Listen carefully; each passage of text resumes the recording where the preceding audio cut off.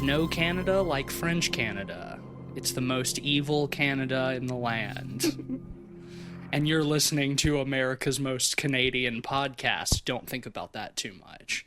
I'm Matisse Van Rossum, and I see a red room, and I want it painted any other color for the love of God, please. Please, please.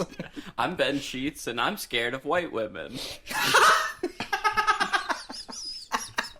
What a good start to this episode. Hi, I'm Cleveland Mosier. I don't know, drop it like it's shallot.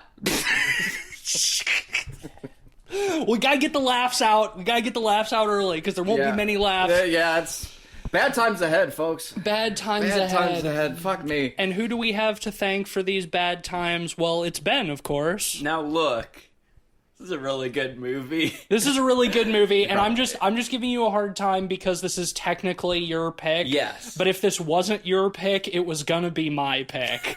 So it's okay. I'm glad we're having a chance to talk about this movie. Yeah, I have a string of fun movies to cover for my picks. Yeah. But this one was out of obligation because we're nearing the end of the year. It just, Otherwise, I would have picked something not as depressing. it stands in like cold contrast to all the other films you've picked in the past couple of years. It's true. Like cold contrast to, I don't know, everything from House to fucking Prisoner, 701 Scorpion, and all these very Class of 99. Class of 99, yeah, loud, stylish, this is serious films. This is but very fun. this is very much a me pick. I Yeah, think. yes. This is Yes, this it is is. this is a me pick. And that's why I'm glad we get to talk about it. Yeah. We're talking about the newish, it came out this year, 2024 film Red Rooms, written and directed by Pascal Plante, a Quebecois filmmaker, a Quebecois film. I feel like a part of the world that we don't see many films from, at least not many notable films. I think the last time we talked about a French-Canadian film on this podcast was that Ravenous, way back. Yeah, Ravenous or Veronica. Veronica was Spanish. Oh, yeah, that's right. Yeah, it might have been I think it was Ravenous, yeah. which is a movie we did not like very much, and that was 7 years ago that we talked about that movie, almost 7 years ago. Well, Quebec is a very deeply evil place. Yeah. As we've come to find out. If we're going off this movie, Yeah, before we get into anything else, I just gotta get right off the bat, Cleve, I need your first impressions, because Ben and I have both seen this movie before, and I know you've had to listen to us talk about it in the vaguest possible terms for weeks, and now you have finally seen it as well, and I gotta know, coming fresh and hot off of it, gut reaction, how you feeling, bud? I'm kind of mad that we're just like leaping into the, not you guys, just at the situation of like leaping into the podcast, because I need some time to think. I'm devastated. This movie is really difficult. It's very challenging. It doesn't show much. It doesn't need to. And the last time I felt this way watching a film was probably the Poughkeepsie tapes. Good And pull. I think having also watched that this year and a number of other like just really heavy hitting films, I need to stop. I gotta take a break after this one. This was too much. This was a lot. What's so wild about this is I agree with how disturbing it is, but there is no on-screen violence No. in this film. There's not one single second Doesn't need to of be. there's not one single second of on-screen violence in this entire movie, but I said this after I watched it the first time, and I stand by it even harder now. This is the most evil film of the year, and probably the most evil film of like the last 10 years. Like I struggle to think of a film that is so rancid and so profoundly upsetting without showing any violence, any blood, anything. I think the Poughkeepsie tapes is a good poll. Like, I did feel kind of similar after the first time I watched the Poughkeepsie tapes, but that's sort of in contrast that, like, that is more explicitly violent. Yeah, I mean, it's full of violent and disturbing images. Yeah. This thematically, they're kind of similar. Thematically, they're similar. To me, it's the but- treatment and tone. Like, Poughkeepsie Tapes is given the same treatment of hard realism. Poughkeepsie Tapes is a procedural. This is not. Right. But, and also it's a mockumentary. Or faux documentary. Mockumentary feels wrong. But yeah, it's just treated with such hard realism that it transcends the frame for me. Yeah. I almost forget that I'm watching a movie, and I just feel very devastated by these seemingly real events that are obviously not. I'm just a big baby. Yeah. The other comparison I would have, just to get it's like this is out of the way, is very specifically what I found to be the most heavy-hitting moment in the first season of True Detective, when they watch the tapes and we don't see it. Oh yeah, when Rust shows Marty the tape. Yeah. And I think this and True Detective, at least again, I've only ever seen that first season. That's all I ever bothered to see. Have a lot in common. Once again, in terms of tone and how they managed to capture that, I'd be curious to see that scene played out with when she shows her friend the Red Room. Like, I think the formal approach is like one of the stronger points. You know, it reminds me of like Grizzly Man, Werner Herzog, in like. There's a tape of Timothy Treadwell getting mauled by a bear, and Werner Herzog listens to it in the film. And we get footage of him hearing it, but we don't hear it ourselves. And much like that in this film, like, we see reactions. Yeah, it's all there is violence in this movie, but it's all implied violence. And it all takes place off screen, and it's all depersonalized through the medium of like viewing it through screens. Yeah, you know, well, which is very thematically. We should give a broad well. overview of what this movie is about. Yeah. I will say before that, as always, blanket spoiler warnings. I do think that this is, like a lot of things we talk about, a movie that benefits from knowing pretty much nothing when you go into it. I went into it pretty blind the first time, and I think that was the most rewarding experience. So, if you're interested, maybe turn the episode off, go watch it. And, I'm going to rate it very highly. And come back. I think we're all going to rate it very highly. Yeah. But I will say, at the same time, not for the faint of heart. Not something you want to watch if you're maybe emotionally fragile at the moment. It's going to be a difficult and, I think, delicate discussion, for sure. If you're at all interested in like the parasocial aspect of violence in media, this is a good movie. If you're like curious about like the psychology of true crimes popularity, especially in the last decade or two, this is a movie for you. I think those are good blanket statements without spoiling any details of this movie. If anything we've said up to now has interested you, go see the movie.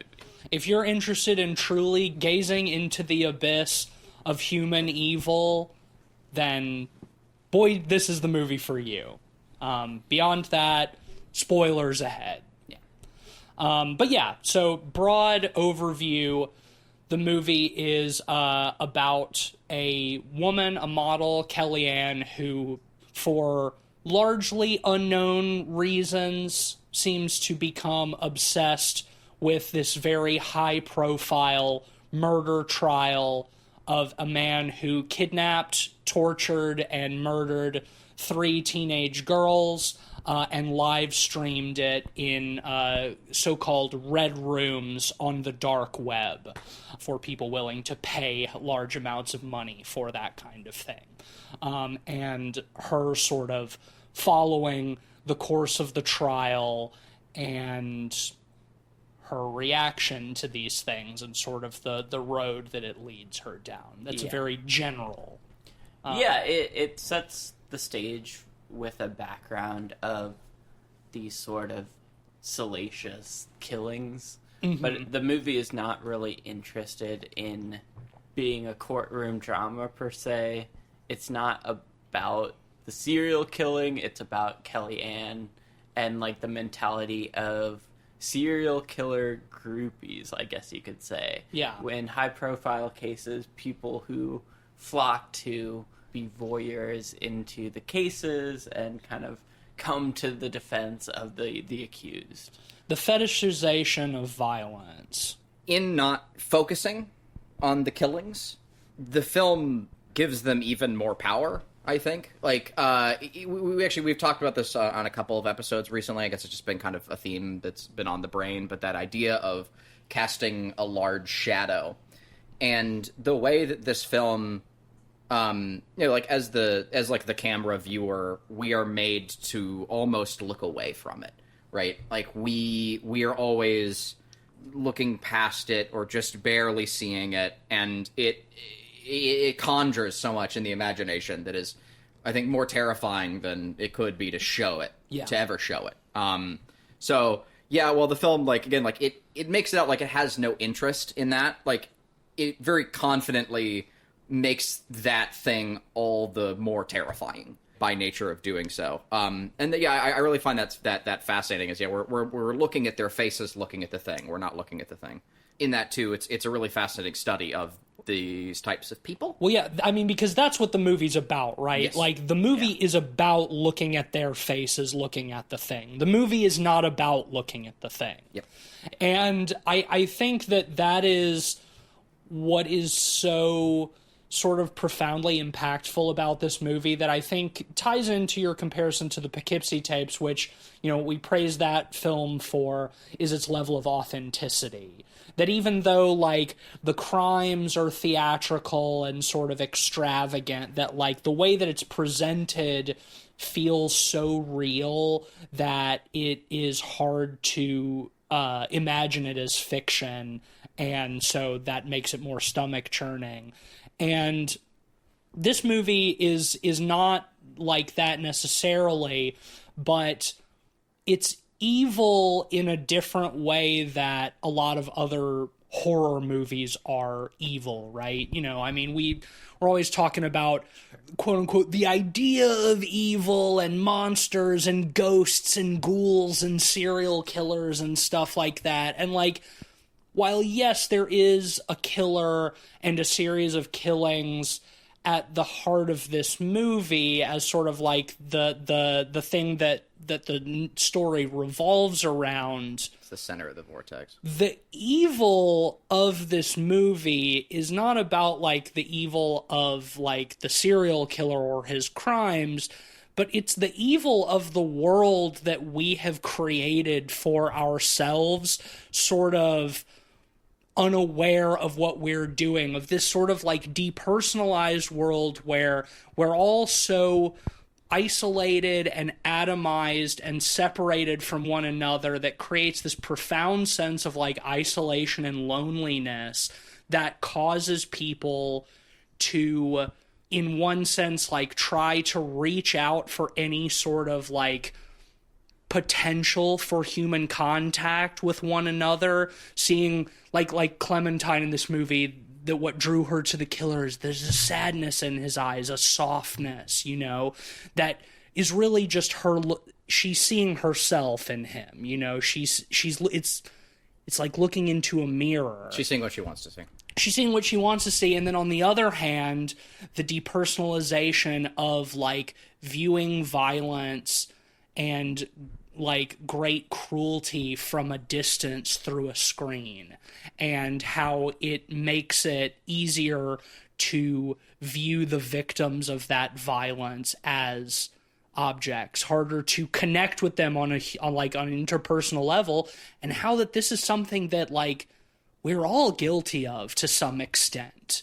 Yeah, I mean, the true evil of this film lies not necessarily in as much in the seller of this violence, but the buyer's market. Right. Right? Like, the fact that there is a market for this brutality, and there's a fixation and a cultural obsession with it. I mean, I think it's more relevant than ever after a year of genocide, seeing depravity unheard of before this, and like the kind of cultural rot it causes in people's souls, and the reactions to it, and how gleefully some people consume it and react to it publicly too, you know?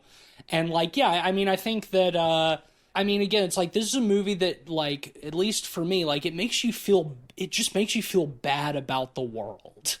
You know, it's like, it's not about the evil of Ludovic Chevalier, the killer. It's not about the evil of Kellyanne, you know, like, it's not about the evil of the people who are auctioning off these, like, snuff films. It's about the fucking evil of the world that we live in. That the this systems is that brought us to it. Right, exactly. And the systems and the technology that makes it all possible, you know, that makes a different, a new kind of evil possible in the age that we live in, that we've never had access to before. Yeah, it's a lot to take in. it's a lot to process. Definitely. And I think it's really enhanced by a lot of formal moves that Pascal Plante and his team make. I think one of the most striking examples is the opening, where it's kind of a long, very clinical approach to shooting the trial's opening arguments. And they're very long, drawn-out takes focused on the prosecutor and the state and defender and the jury, but also Kellyanne in the audience and Ludovic. I don't know if this is, like, just part of Quebec-y court systems, but I found the white walls of the courtroom very striking. Yeah, like, it's a different kind of, like, formal austerity than I think we're used to seeing in, like, a lot of American courtrooms. Yeah, well, I was thinking especially of it in comparison on television, in comparison to Juror Number 2, which we saw recently, which you know, is a very, very much a courtroom drama, Clint Eastwood, American made, where courtrooms are completely wood paneled. Yeah. You know, top to bottom. And the wood really brings out the warmth of the room and brings out the human side and the humanity. Whereas this is like such striking contrast, where everything is white walled, it's very clinical. Yeah. Even the approach to camera work in that opening sequence is very clinical, to the point where it's kind of pushing you away from the humanity, instead to look at things kind of as the evidence presents itself, and very clinically and detached. I like the kind of, like, misdirection that this film pulls at the beginning, because, like, the scene you're describing and these opening arguments comprise probably the first 15 minutes of the film, I would say. Like, a not insubstantial portion. And if you go into this movie knowing nothing about it, like I think we all did on our first viewings, you do, like, it does very much present itself as setting up for a courtroom drama. Yep. Yeah. And you think, okay, maybe we're gonna at some point get some flashbacks to the killings or something, you know, some kind of, like, spectacle or whatever. And again, it never goes in that direction, but it also is not a courtroom drama, despite the fact that it sets itself up as one. And I love that it starts at the very top with the opening credits, cold blue exterior, assumedly fall winter in Canada, and it's even seemingly been, like, color corrected to be, like, fully blue. Yeah. Like, and with little, like, signs and stuff in the background are still, like intensely red, which I liked as well. And then the red text over the blue. It's very vivid. And then we enter the courtroom, and everything is not warm. We don't go from cool to warm. We go from cool to neutral, and it's clinical. And even still, we're not treated with any warmth. And that, to me, like, really further elevates that sense of isolation, even in a room full of people. And what I like is it starts from the perspective we're essentially over the shoulder of our protagonist, and then we enter the courtroom scene, and the camera does a whole sweep, and it's seemingly in one shot. Like, it's really impressive. As we get both the defense and the other, like, and the whole like breakdown of what we're going to see during the trial, what is going to happen, and then we see our protagonist in the public section, and she stands out so strongly in the background as we just very, very slowly center on her again, and we essentially remain there for the rest of the film. But and I love how we kind of boomerang from over her shoulder to around this room and then right back to her. Yeah. And we see that we're just seeing this whole thing from her perspective. What I additionally want to comment on in that opening sequence is they do an Alfred Hitchcock. They do the thing where the lawyer, whatever, I don't know fucking court terms. The lawyer stands up and explains the state's the chief prosecutor, for the crown explains the state's because Canada's part of the British Commonwealth. Lame. Explains. And they speak French too. Come on. What's up with that? But in that, we're given a great number of warnings over how terrible this is going to be to see. If you're in the public and you can't handle this, like, leave. If you're squeamish, like, get ready. And to me, it's no different from how, like, Hitchcock for Psycho and the rest would have, like, at select theaters, he'd have nurses waiting in the wings, right? And it's that impression of fear. Or even more so, like, going back much further with, like, the Universal monster films, it's the guy who steps out and says, "Watch out, ladies and gentlemen. If you scare too easy, you should leave. You shouldn't be here. What you're about to see is something chilling, terrifying, and taboo," right? Like, you're not supposed to watch this. It's not for you, and it's dangerous. And oh man, that's so powerful. I think well, this is maybe one of the only examples of them being right. of them being like. Well, and I think, I feel the same about the Poughkeepsie Tapes, where in the Poughkeepsie Tapes, we do see it, right? Like, we do see the tapes. The tapes. The whole movie is the tapes, the tapes, yeah. And again, like, a little bit of an FBI, like, procedural around that. But whenever the tapes appear, like, again, you feel like you are watching something you are not supposed to be watching. That you're not allowed to. And, for us, like, I think we can all agree that we love this genre. We love horror because so much of it started as that for us, right? Like, we were kids and we were watching something that maybe we weren't supposed to see. Totally. And, and there's a thrill. There's a thrill out of that. The taboo, yeah. And this film carries that to its final progression, where the thrill becomes something truly evil. Right? Like, it's no longer like a little excitement of, oh, I'm staying up late to watch, some, like, horror series or whatever, or like a creep show or a Tales from the Crypt, and it becomes, I'm staying up late to watch a snuff film. Right? Like, it's like, you're really, truly not supposed to watch this. But see, it's kind of like, I think it does even subvert upon that, because, like, obviously this is, like, the prosecution's argument being like, hey, these crimes are, like, particularly heinous. Like, they're listing all of the stuff, like, like sexual assault, genital mutilation, dismemberment, eyeballs slit with X-Acto blades, intestines on display. Like, they're talking about, like, the nature of these crimes, and there's videos, and you're gonna have to see these videos as part of this trial, and we're sorry that we have to inflict this upon you. The prosecutor even, like, goes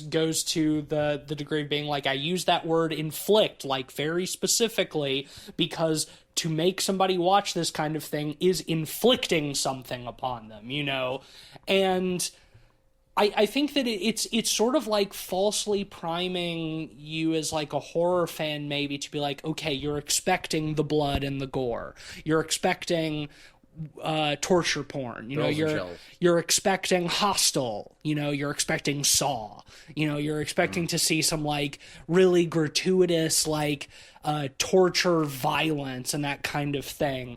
And no, that's not what this film is showing you. Like, it is right. It is inflicting something upon you. You are going to be experiencing something that is going to like profoundly impact you. But it's like you think you're getting the thrills and the chills. But no, you're staring into the abyss in that. Like, you're staring into the profound evil that is only capable in the human soul. White women. White women, the most evil demographic on the planet.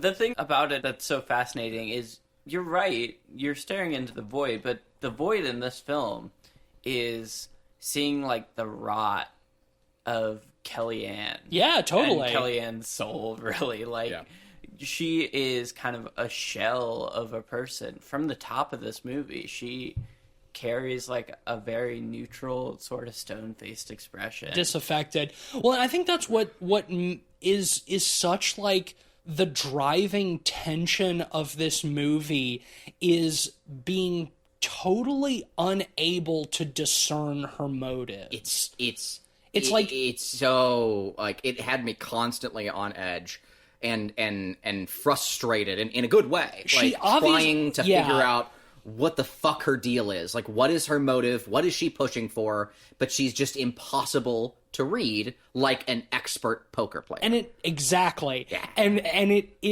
it benefits so much from a second viewing too, because once you know where the film goes, then when you watch it again, knowing better who Kellyanne is, then you can start to see all of the subtle tells, and the performance is phenomenal. I'm going to butcher this actress's name because I'm bad at phonetically pronouncing French, but the actress is Juliette Garepe.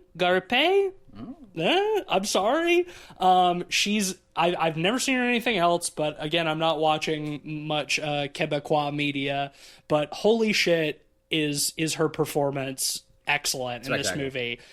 Just because of like how stoic and implacable she is throughout the movie, while still giving all of these like very subtle little reactions. And there's so many little pieces there. Like, you can tell that she has just fully become this character in that. And it's true. I'm glad you mentioned the little bits, right? Because it's not one of those circumstances like, I don't know, a movie like The Fucking Accountant or something where they're just like dead stoic, or like a Patrick Bateman or something like that.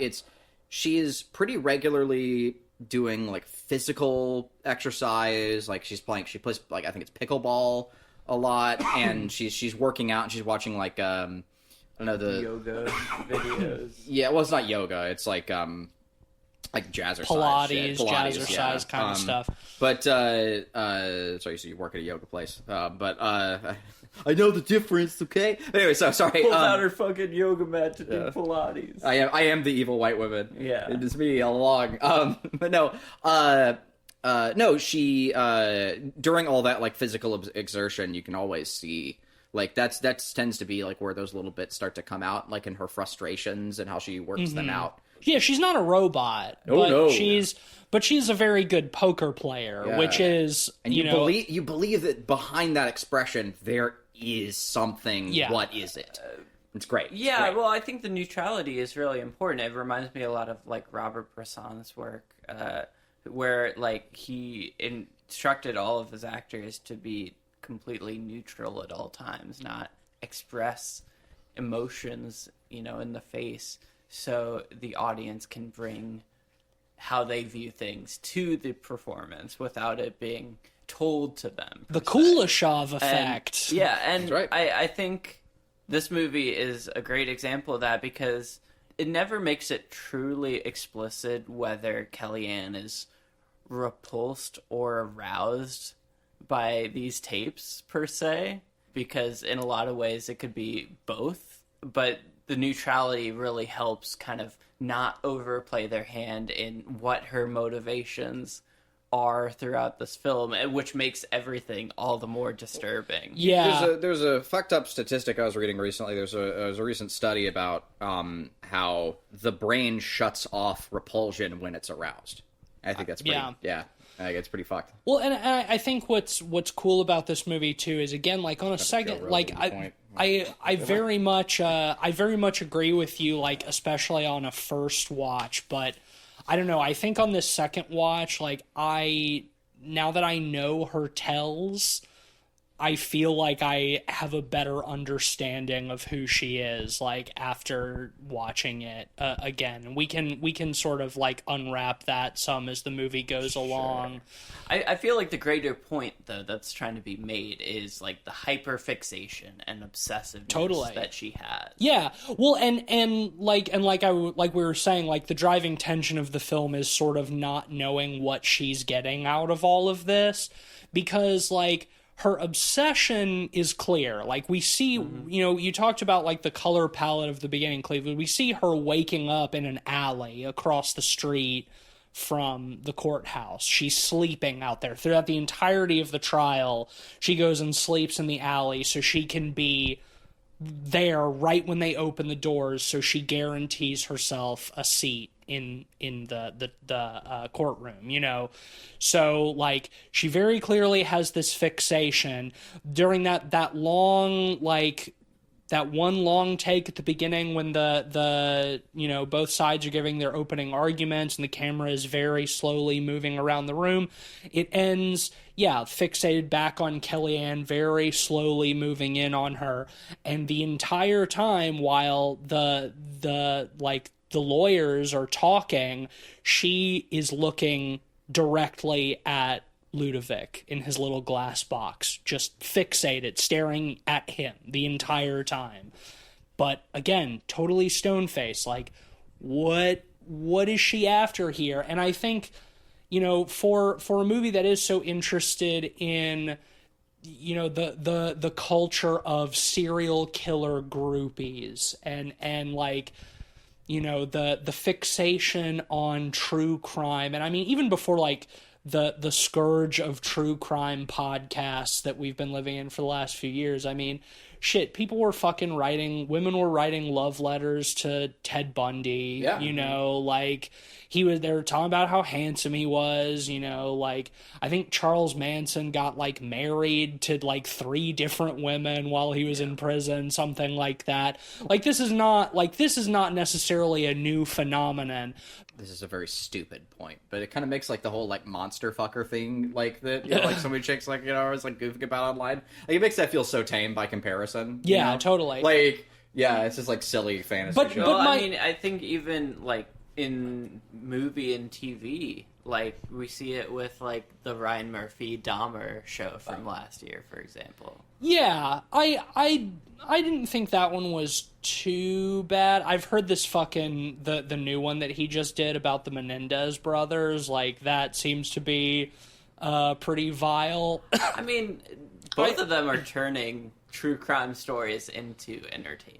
They are. I mean, sure, he's not the first one to do that, but I will say, like, I did watch the Dahmer show, and I don't think it's as exploitative as some people were making out to be. Like, it really only focuses on Dahmer for, like, the first 4 episodes, and the back half of the show is all about, like, the victims.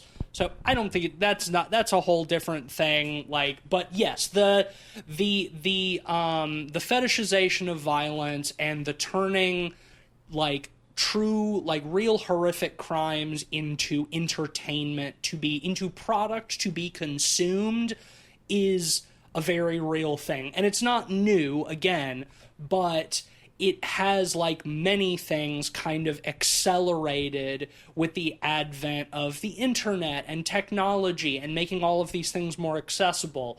But the whole point that I'm getting around to is, for a movie that is that interested in that kind of thing, I love how it eschews the typical thing of making the protagonist, like, sort of one of the like fawning, like he's innocent, like he's sweet, and like he didn't do that and he would never do anything like that, and I love him, like kind of character. They do have that character in this movie, but she's a secondary character, the Clementine character. I mean, she's a great foil to Kellyanne. She's the perfect foil to Kellyanne. I think that's what makes what this movie is exploring so powerful, because how they play off of each other and how Clementine is so much more transparent and open and honest and really in a lot of ways human, especially by the end of the movie. Like one of the only characters with a true arc in the movie, you know, but in such a stark contrast to Kellyanne. It's like we do meet this girl Clementine outside the courtroom on that first day. She's being interviewed by all the TV stations, and she's sort of like very hysterically being like, it would be so easy. Anybody who knows how to do Photoshop can fake a video to make it look like Ludovic, and those videos just got onto his computer like the killer was trying to frame him. They hacked his computer and, you know, put the videos on there, and so what if the bodies were found buried in his backyard? Like, the killer could have planted them there to frame him, you know? And she's very much a civilian, kind of swept up by the salacious media circus around this big case. Right. And we find out later too that she hitchhiked there. Mm-hmm. Yeah, from her small town somewhere in like rural Quebec. You know, and like that's the thing, is like she's younger than Kellyanne. She can't be, you know, much older than her early 20s. And she's obviously lonely.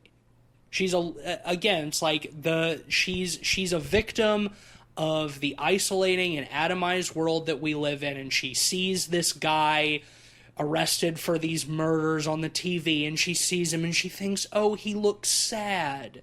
But really, she's just seeing her own sadness reflected back at her. And she thinks, oh, like the world persecutes me, the world is persecuting him and framing him for these crimes that he didn't commit.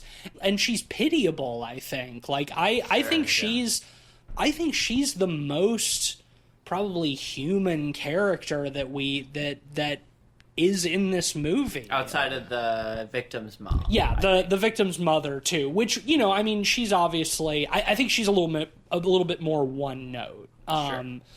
Because, I mean, again, like, she's a victim of all of this, but also it's not really about her either, you know? Because, again, like, ultimately the movie is not about the crimes.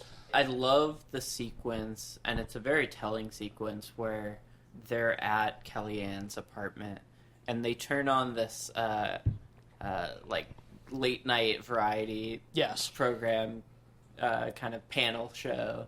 I think it's called More Catholic Than the Pope. They've got this very they've got this very fucking tacky, like it's sort of set up so it's supposed to be like the inside of a church. You know, the panelists are set up on this kind of altar. There's, like, stained glass windows behind them. The host is wearing, like, a blazer and this, like, huge, tacky, like, Virgin Mary, like, graphic t-shirt. He's got a glass of red wine next to him. Yeah, it's very like, trash TV, like late night tabloid headline kind of deal. They take callers, right? And they're cracking jokes about the case. Yeah, they're all they're More Catholic Than the Pope, the show that's not afraid to talk. There's nothing too taboo to talk about on this show. This week we're talking about the fucking Chevalier trial and the demon of Rosemont and blah blah blah, all this stuff, and again it's like they're doing the exact same thing. It's turning real true horror into spectacle entertainment, For consumption. into junk for consumption. It's brilliantly shot too. I think by focusing so much on Clementine watching the show and kind of her emotional response to being the only sort of dissenting voice in the room, so to speak, Right. is really powerful. We have a really cool split diopter shot in the scene. Yeah, a nice long one. Yeah. Where it's like on two screens at the same time. It's on Kellyanne's computer and also She's her casting it to the TV. Yeah. projector. And so Clementine's watching it on the projector, so we get a profile of her face with it on in the background as well, and it's just a really nice shot. But she decides she's going to call in because, again, she's the single dissenting voice. These people are being so unfair to poor Ludovic. Yeah, and I love how it's shot because she's directly addressing the projector screen, and they're responding to the call, looking directly at the camera, and it's very much a conversation they're having. But again, it's that panel of separation, separated by the screen. And another thing I love about a formal decision in this movie is, despite how much of it is about seeing things on screens, and there is a ton of that. We're always seeing what Kellyanne's doing on her computers and all that stuff. So much of this movie is about, again, that detachment of experiencing things through the screen. But it avoids, again, another more traditional thing that would be to have what they're watching on the screen fill our screen as well. That they put it on our screen for us to see it. But it's always, in this movie, the camera shooting the actual screen. Yes. It never turns the screen into our screen. Yeah. Which is a very very nice nice way touch. that is angled to feel like it's over someone's shoulder, or right, or a close up. Out. But it's always the camera shooting the screen. It's adding another layer of separation, and it's always making us acutely aware of the screens in the shot. It really adds authenticity, and I will say, that's one of the bigger strengths about all of the computer scenes in this film, is they have an air of authenticity to all of them. It's not your NCIS hacker lady syndrome where you're not enhancing 5 billion times. Right. They are using actual websites, DuckDuckGo, Have I Been Pwned, hacking into emails, but it feels real. Yeah. In a way that a lot of other approaches to online stuff, and especially weird corners of online stuff, the don't dark get web. right. Yeah. While we're coming off of that scene where she calls into the trash show, I wanted to use a little element from that, an element from the very beginning of the film, just to kind of touch on, to me, how much texture is brought into the realism of the film. We were talking earlier about how the vortex of this movie is the horror of this tiny event, but so much of the film is circling around that. But through that, we're also even though we're always looking at these specific characters in this specific place, we're always made to feel like the world around them is much larger, and that they truly are a tiny piece in that world. And I think there's a lot of really good social texture for that. And I have two examples. First, during that same scene, when she first calls in, she doesn't just call in and say, "Hey, I want to talk to them." She specifically says, "I don't like what they're doing," and I forget. Well, I disagree. And with I disagree with what they're doing. And the caller says, "You're up next." Because she's a dissenting voice, the person on the person managing the phones, the producer, puts them up, or whatever, because the producer knows, oh, she's good content, right? She's good material for this trash show. She's gonna call in. She's gonna argue and be all with crazy, and that's what the people want. And it never says that. It never needs to. You just in the tone of his voice, it says, "You're up next."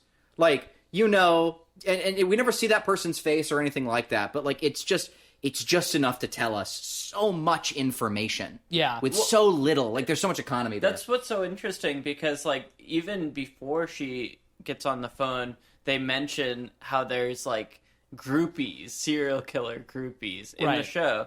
And so by putting her on right away, like, it's making her as a serial killer. It's like, oh, just as much of a spectacle. Here's one of these kooks. Well, and we see a little bit of what continues with the show, like after they cut her off too, when then the panelists like mock her, you know, like the woman was like, oh, she's gonna be a meme tomorrow, you know, and the main guy being like, I hope she gets to spend plenty of time talking to her therapist, ha ha ha ha ha, you know, swirls his wine glass at the camera and shit. I want to note too that while she's angrily shouting at them, Kellyanne is very passively saying, be like, hang up, get off the do it," phone. because she knows it's a tell, right? Like she knows that she's showing her whole hand, right? Like, and she understands like that she's getting emotional about this. Right. And her whole deal is, as she says to her earlier, in poker, you know, you need to make logistic, strategic plays. It's about not showing emotion. Right. And I like that. She almost tries to step in almost as a mentor there. And that's great. It's a great touch. My other note that I had, because I wanted to focus on, again, those little elements that display so much realism with so little, is the trial. I talked a little bit about the state, but at the very beginning, that opening sequence, right? The defense attorney, his response to all of you're going to see so many horrors is to say, look, you're going to see a lot of horrors. Don't let that emotionally motivate you to think that this is your guy, right? Right. And on top of that, they're going to try to lead you to saying that it's him, but none of the witnesses that they're going to call are going to be able to say for 100% certainty that it's him. So just remember that. And again, don't be emotional about it. This is what little I know about American court speaking, but if it operates the same way, what I really love is you can see the lawyer's clear strategy here. Because the next thing he says is, you know, like, they're going to make it out like, you know, he has this color eyes and he's this thin build, but there are thousands of people in this city that could match. It could even look like you, juror number whatever. Yeah. And he specifically stops and points at that one juror. And you know, and again, like, it stops there, but there's so much texture behind that, in that you know that lawyer almost certainly picked that juror from selection so he could do that. Right. And that's so cool. And again, it's so confident. It doesn't feel the need to say that. It just puts that little detail in the film. And there's so much thought that goes into something like that for the sake of realism. I get goosebumps thinking about it. And he gives kind of the classic. It's so fucking smart. He gives kind of the classic explanation that, like, this guy's never been in trouble ever. He's a model citizen. He's never even gotten a parking ticket. And, you know, everyone kind of laughs. The money that he would have gotten. Yeah, it's like, oh, if this is so lucrative, if selling these kinds of snuff videos is so lucrative, where's the money? He's not buying sports cars. He's not going on exotic cruises and stuff. No money, no motive. Yeah. Which is like, and it's just like, all of this is like, it's leaning on this idea that, like, to be a criminal, you have to be, you know, foolish. You have to be flashy. You have to, like, you'll have a history of crime. You're not a model citizen. Like, this idea that, like, evil can't live within a model citizen. Evil cannot live within an upstanding member of society, right? Evil is something baser than that. And it's like, I think the whole like thesis of this movie is proving that no, it's absolutely not. I think the misdirect of, you know, seeds of doubt kind of play into, even beyond that, into the next scene where Kellyanne is at the computer when she goes back to her apartment, kind of digging up details about the mother and looking into stuff.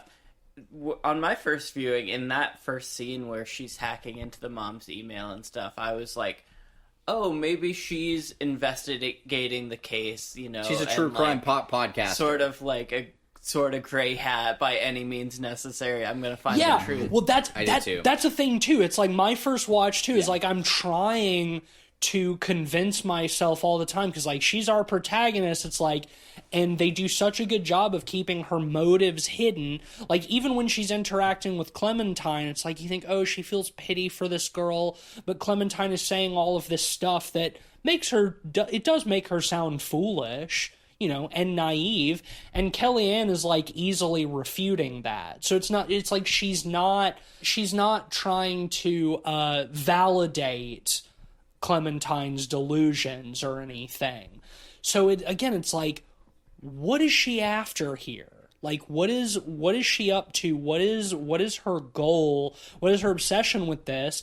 And yeah, you think for a good chunk of the movie, it's like, oh, maybe she's trying to find that proof, you know, that last little bit that will like put Ludovic away beyond reasonable doubt. And spoilers, like, yeah, ultimately she kind of does, but it's a lot murkier. It's so much murkier than that. Like, it's so much murkier than that, and it's obviously not her singular motivation. No. If anything, like, that ends up being like an afterthought or a way to like cover her own ass, kind of, I think is more how I read it. And to just to make her own justifications so she can sleep, right? Like, for the same reason that the other character, you know, sees the killer as a mirror and just sympathizes and doesn't see him as a killer. You know, I think that you know, Cope is real. Yeah. Like, and I think that so much of her behavior is equally in part motivated by guilt, and it's Cope. Well, but it's speculation because I don't Yeah, know. I don't say that very confidently, for sure. I have some more thoughts on that by the end of the film, so I won't touch on that immediately. But I do think this is kind of a good segue into like digging more into who Kellyanne is.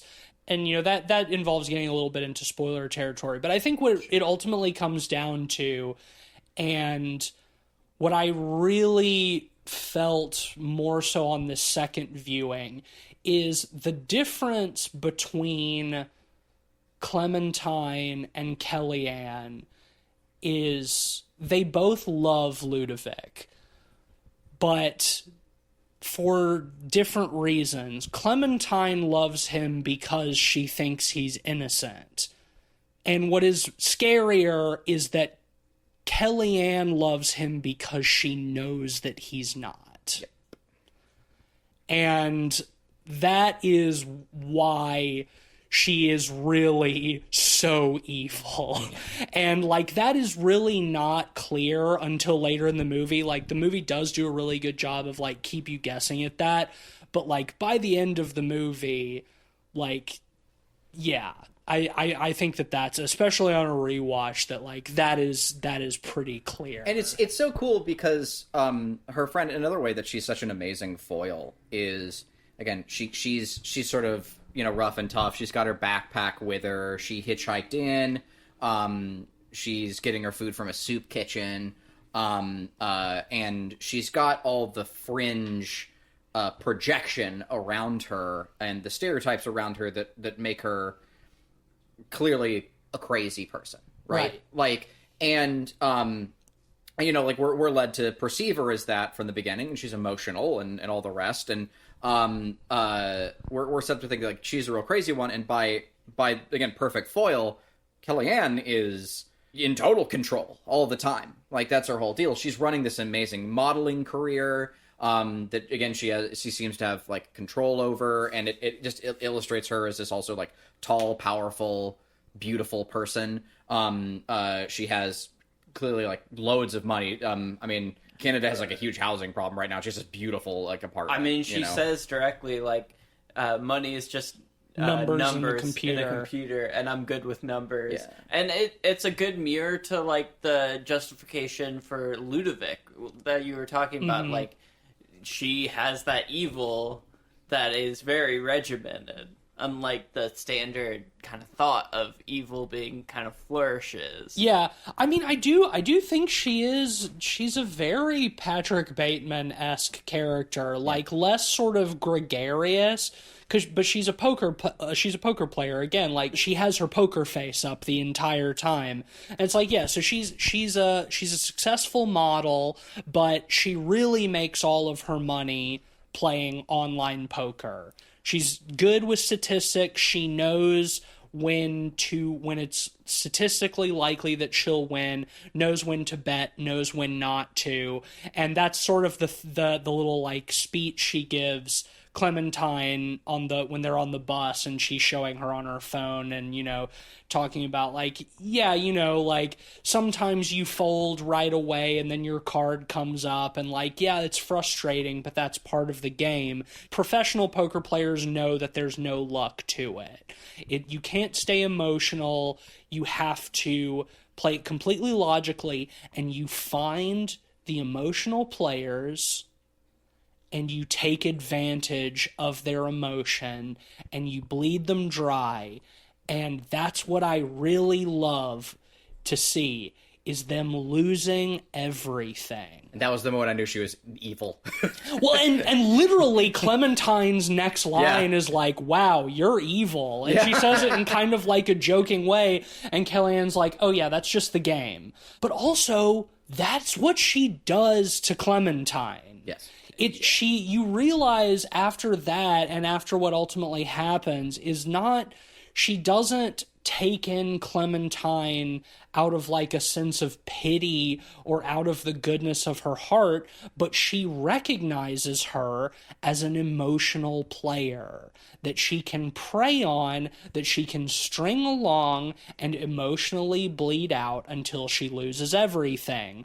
And she accomplishes that by sort of like gently feeding Clementine's like kind of obsession along with her own, until it gets to the point where at the trial it's time after 3 weeks to show the videos, but they say, we're doing this closed courtroom.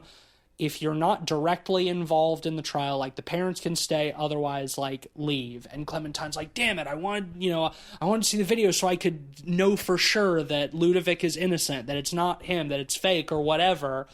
And basically Kellyanne reveals that she has seen the videos, and she has them even.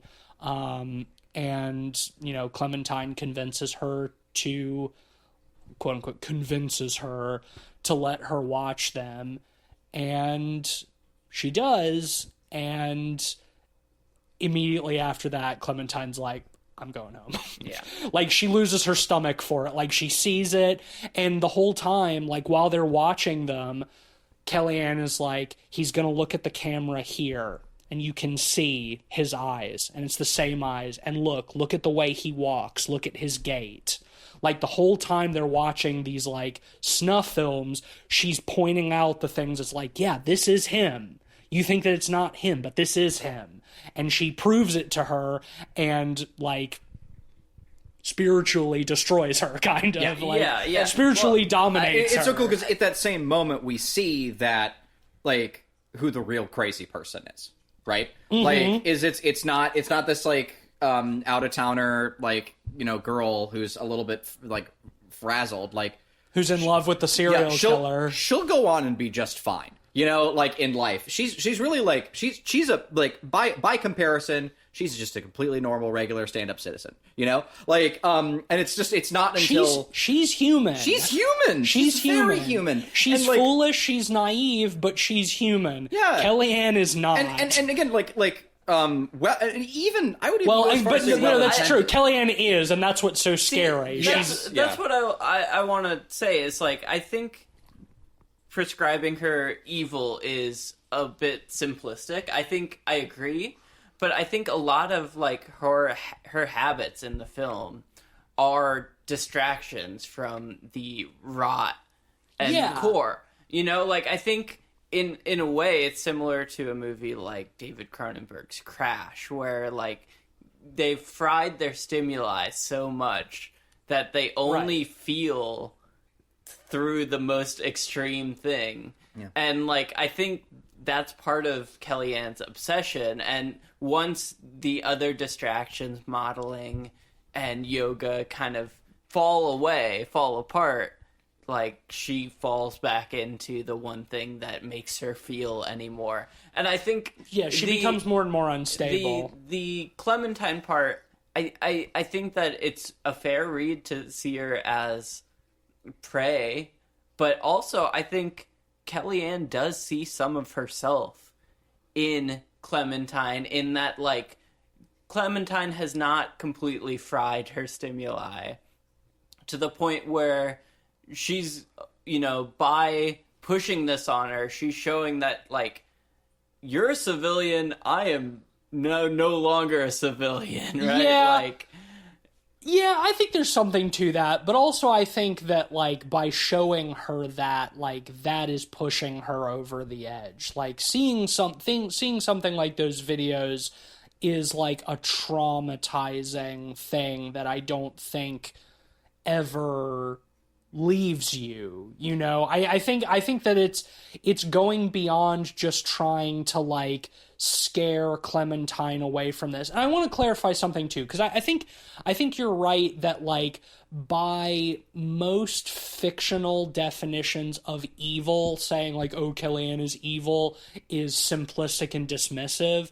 But I want to clarify, when I'm talking about, like, the kind of evil that Kellyanne is like, I'm talking about, like, authentic, real evil as it exists in the world, which is complex, because evil is, I think, a distinctly human trait, and humans are complex. Yes. Humans are not black and white, and so I'm not talking about the kind of evil that we see in The Conjuring or something. We're not talking demons and ghosts. Pure and evil stuff. Ooze. It's it's Ghostbuster shit. It's undoubtedly evil, but it's so layered, and there's so many there's so much to it. It's the banality of it's the systems and structures of evil. It's like just the things that that inevitably bring like an anti-humanitarian thing to the forefront. To me, one of the biggest tells is seeing Kellyanne. She sees early on Clementine giving an interview with the press, and Clementine's talking up the innocence and making a big deal of it, making a big spectacle of it. But later, after her modeling gig, they meet up, somewhere, and Clementine, before she walks away, mentions that, "Oh, you're so beautiful. If you had blonde hair and blue eyes, you would have been one of the victim's targets." Yeah, you would be just the killer's type. Yeah. And Clementine then kind of says her goodbyes and walks away, and we get a shot of Kellyanne watching her as she walks away, and she's almost glaring at her. And it's one of the few times we get, like, a more strong emotional tell from Kellyanne, in my opinion. Yeah, I still think that that's, like, what she's thinking in that moment. I still think is kind of inscrutable. It's such a great performance. Like, I think there's a lot of things that you can read in that, and it's like that's not even after the modeling gig later. That's when they bump into each other on the street. And it's immediately after that Kellyanne invites Clementine into her home. Yep. Like, that's when she brings her in. And it's like something about that interaction is, like, clicks for Kellyanne. And I don't know exactly what that is, because I think that... I read it as Kellyanne is almost insulted by the way Clementine perceives the case. In what way? Insofar as she's making kind of jokes about, being almost the victim's type, or kind of the romantic aspect of it that draws Clementine in, and why Clementine is the dissenting voice. That's interesting. I don't know if I agree, though, because I think by a very specific an impactful scene later in the movie, we see that, like, Kellyanne is bought into that kind of like romantic, but in a different way. In a way that... Can we go? Let's go ahead and talk about that scene so we can get some structure there. But here, finish it though. It's a very different way than Clementine's, because Clementine's is very much a civilian approach to it, where... Well, again, like, Clementine loves him because she thinks that he's innocent, but Kellyanne loves him because she knows he's not. Yeah. So, like, yeah, Clementine is joking. It's like, haha, if you were blonde-haired and blue-eyed, you would be just the killer's type. But Ludovic's not the killer, right? Yeah. And it's like, and Kellyanne's like, yeah, you're right, I would be just the killer's type, but it is Ludovic, you know? Yeah. And it's like... Yeah. So something we haven't mentioned, but is very important that they set up early on in the at the beginning of the trial, is that they only found 2 of the snuff films. 3 girls were murdered, and they only were able to track down 2 of the snuff films. The third one, of the youngest girl, was not found. And it's that girl whose mother Kellyanne is, like, cyber stalking and, like, you know, finds where she lives and hacks her email and finds the code to her smart lock on her door. Again, all of these evils of technology. Used to have to use a lockpick to break into somebody's house, but now you can just fucking hack into their email. And again, like, because of, like, the misdirect of you wanting to believe this is, like, a typical courtroom thing, when that happens, that's the first, like, computer scene we get. Right. Where you're almost giving her the benefit of the doubt. Yeah. But by the time it dawns, like, the impact of that, it's far too late. Yeah, I mean, you're seeing her doing all of this kinds of stuff. Like, they talk about, you know, they make a big deal out of, like, what that girl was wearing when she was kidnapped. It's her school uniform, and they have her mother, like, break down, like, the pieces of it, like, the plaid skirt and blue tights and black shoes and a white shirt and a cardigan sweater with the school's crest on it and whatever. And, like... Later on, like, while she's, like, looking up information on the mom and stuff, she also goes to, like, the website of the school, and it's like, again, you're just like, what the fuck, what's going on here? Like, what is she trying to do? Is she trying to, okay, so the third tape is missing, you know, is she gonna try to track that down so she can crack the case or whatever? Another sort of thing that is sort of like looming in this movie is like, oh, we're coming up on the birthday of the killer. His birthday will happen during the trial. And like early on when they're standing in line, like Clementine is like, oh, are you gonna get Ludovic a gift for his birthday? You know, it's like, are you gonna bring him any gift? And Kellyanne kind of shrugs off, is like, you're gonna be here in 3 weeks, and Clementine's like, yeah, of course, aren't you? And then surprise, like, Clementine gets cold feet after seeing the tapes and goes back, so she's not there for the culmination of this on Ludovic's birthday, because what we leads to is man, just like the whole third act of this movie is just fucking nauseating. Yeah. But I think this scene is just like the most fucking like nastiest gut punch of just about any movie I've ever seen. It had me constant, like, I mean, throughout the film, but like in particular, like this scene, it had me constantly leaning forward and then back again because I wanted to get away from it. And then leaning forward because I needed to know what was going to happen, and then leaning back because I'm too close to this. I need to, like, get away. And it's just, See, man, it was awful. Like, watching this a second time, knowing what was coming, and simultaneously observing your body language during all of this was very fun for me. Because, like, yeah, like, she ends up on camera at one point, slightly before this at the news, and she gets dropped from, like, one of her modeling shoots. Like, she's talking to her agent, and her agent's like, look, I know your brand is kind of edgy, but this is a little too edgy. Like, the client is not about it. And so, like, this is after Clementine's left, and this is when things start to unravel. Distractions are unraveling. Yeah, things start to unravel for Kellyanne a little bit, and she gets a little bit more, as she even describes herself, unstable. And this is coming up on the next day is the birthday of Ludovic Chevalier, and we know that's coming, and we see her getting ready to go, and she's got a blonde wig on. And first time I saw this, again, like, by this point there have been more than enough red flags, but I'm still grasping at any little bit of hope, a little bit of benefit of the doubt for the protagonist of this movie. And so I was thinking, okay, she's putting on a disguise, so if she ends up on camera again, like, maybe she won't lose further clients or whatever. I'm like, she's disguising herself to go back to the trial. But oh no. Well, see, that's interesting. What I thought was, well, okay, sorry, I didn't mean to kill your setup, because we can go ahead and say, oh no, she's dressed like the 13-year-old girl.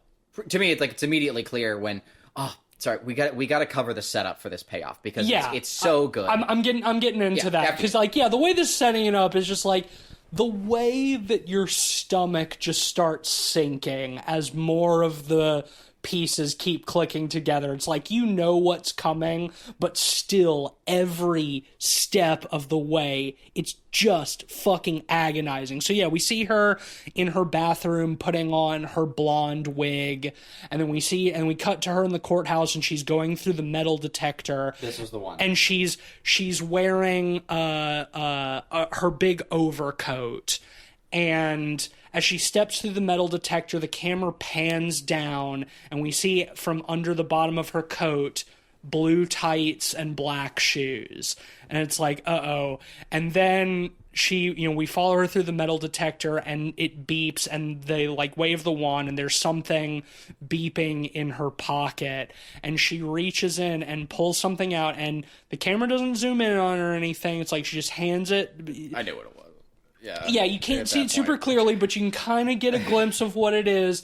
And I think this was the only time through the entire movie that you said anything out loud, Cleveland. When she pulled that out of her pocket, you said Jesus. Did I? You did. It was the one vocalization we got out of you this movie. And it's like, yeah, then she goes into the courtroom and she sits down. Yeah, man. And she starts popping in bright blue contact lenses. Did we mention, like, the setup with the braces and how that's first telegraphed to the viewer? No, because that to me, like, that's the setup payoff. Is at one point we see some more of the case going on, and the prosecutor is interviewing the mother, and she's asking the mother about her daughter's clothing and what she was wearing that day. Black stockings, etc., black shoes, though they're not in the photograph, a cardigan with the school's emblem on it.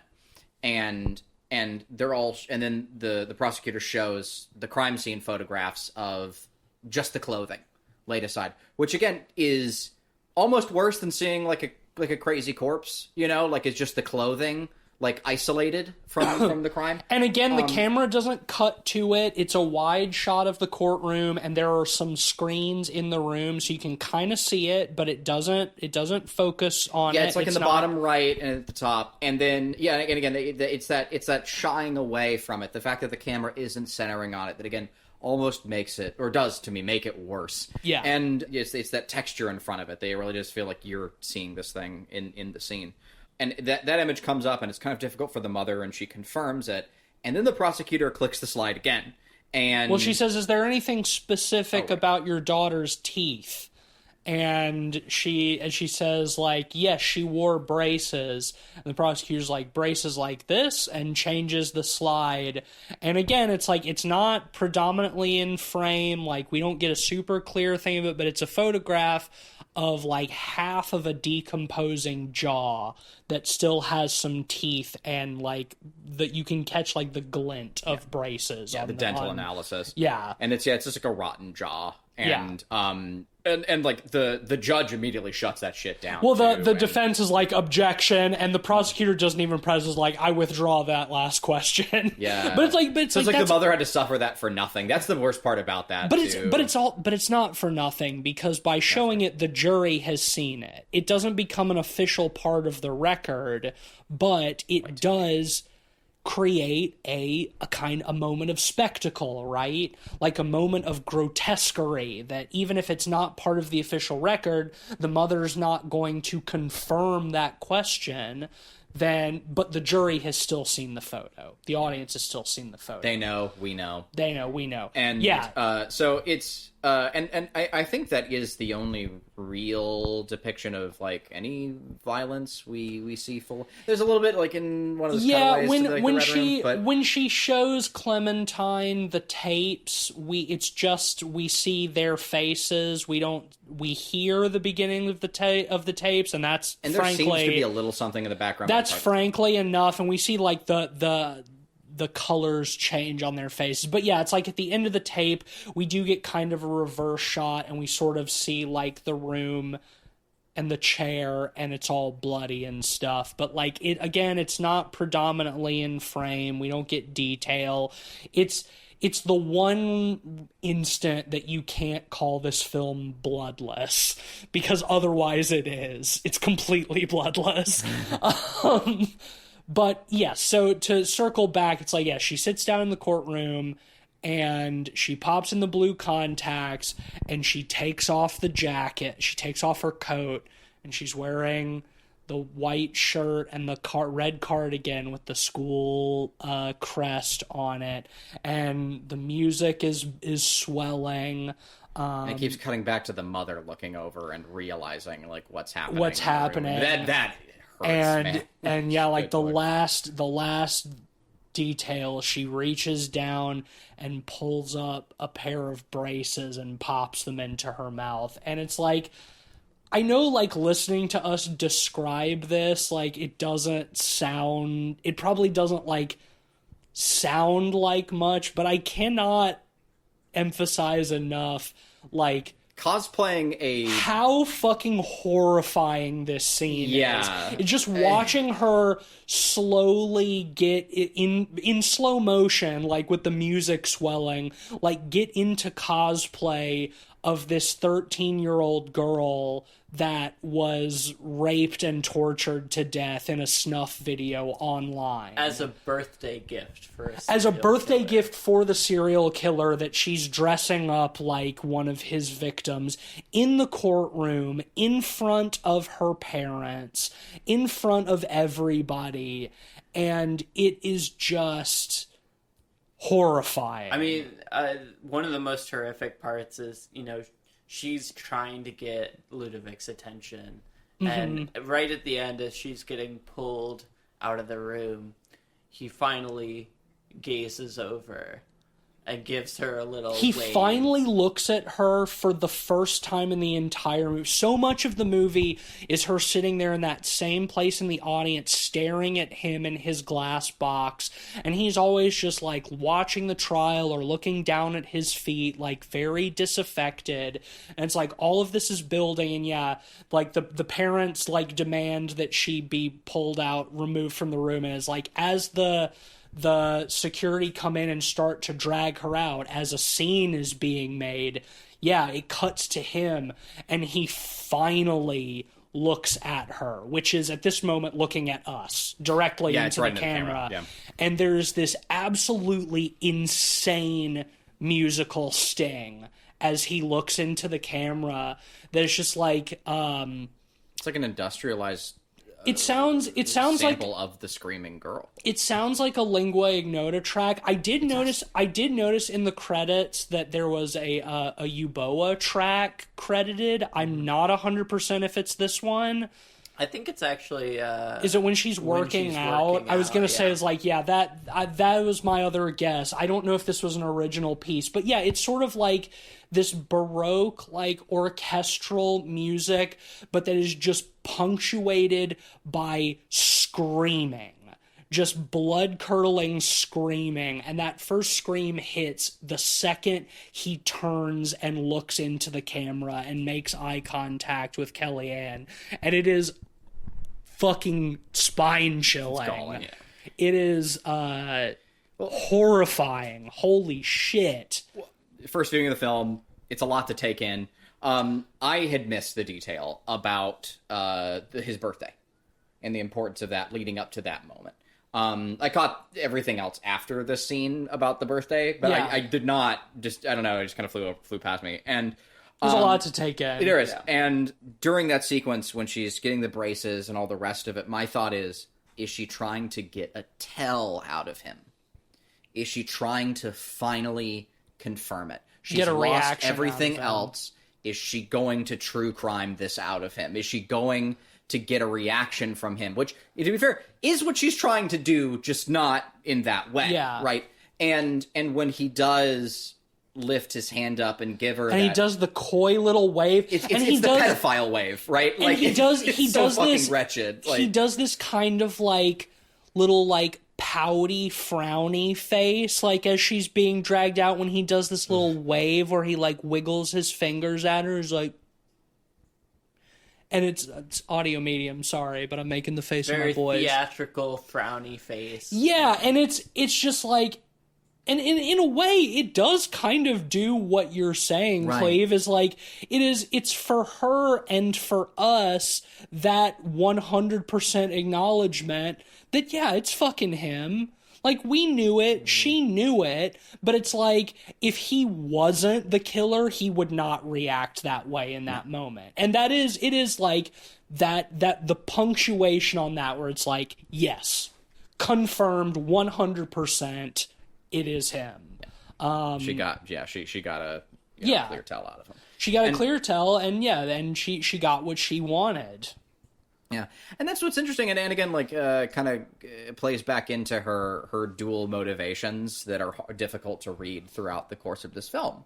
Is she gets both of those things? You know, she gets like a mortifying, bit of like delivered gratification to him, and also she does finally shine a spotlight on the fact that he is the killer, right?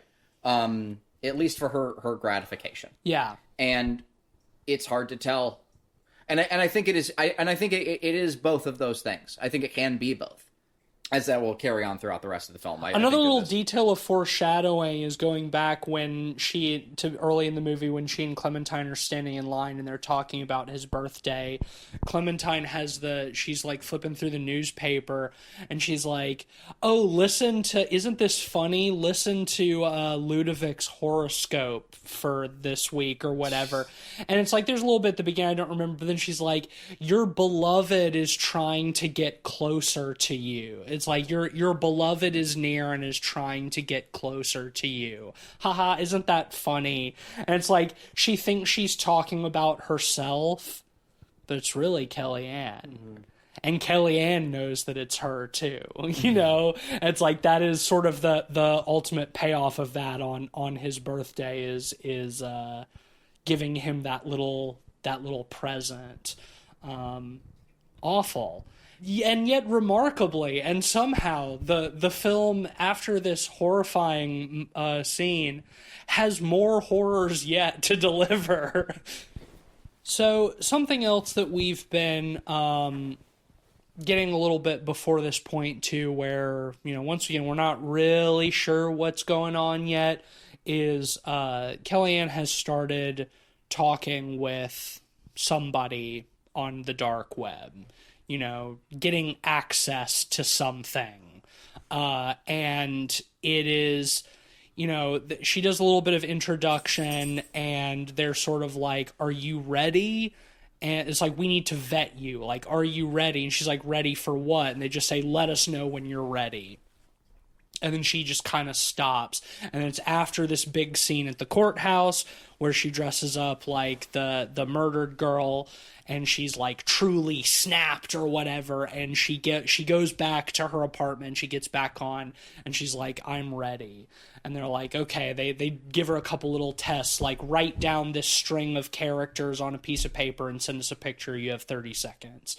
Okay, now send us a picture of you holding that same piece of paper in front of your face. You have 15 seconds.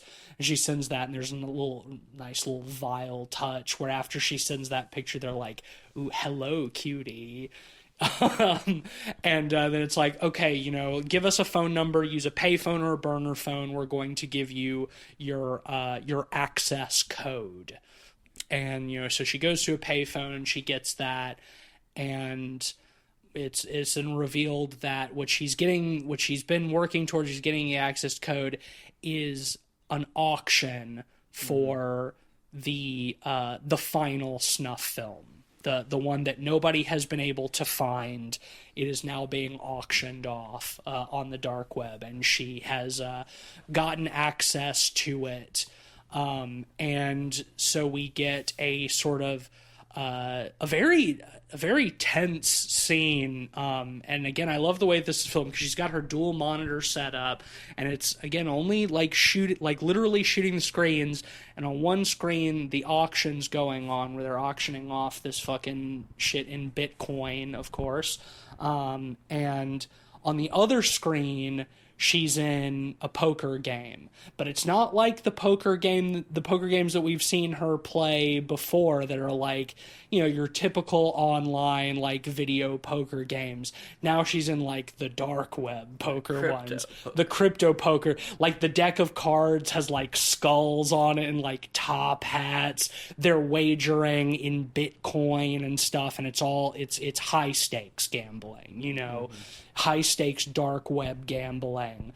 And she's doing this because she does not have enough money. She doesn't have enough Bitcoin to stay competitive in the auction. So she's trying to win as much as she can in order for her to be able to bet it. What's most stomach churning to me about the scene and the progression of the scene is it doesn't necessarily start like that. It starts as she's killing time before the auction and, doing her normal mundane poker playing, right? And as the scene goes along and she realizes that she's being outbid, she goes more drastic in poker than she usually goes. Yeah, usually she's first to fold, quick to jump on things that are not in her favor. Playing it logically. Yeah. This is another cool example of, like, Kuleshov, where, like, that, I think, is a very legitimate read. That it starts out normal for her, and she's just in a regular game, just biding time. And the way I read it, personally, was that she was building up enough in that poker game to buy into the dark web game for higher stakes.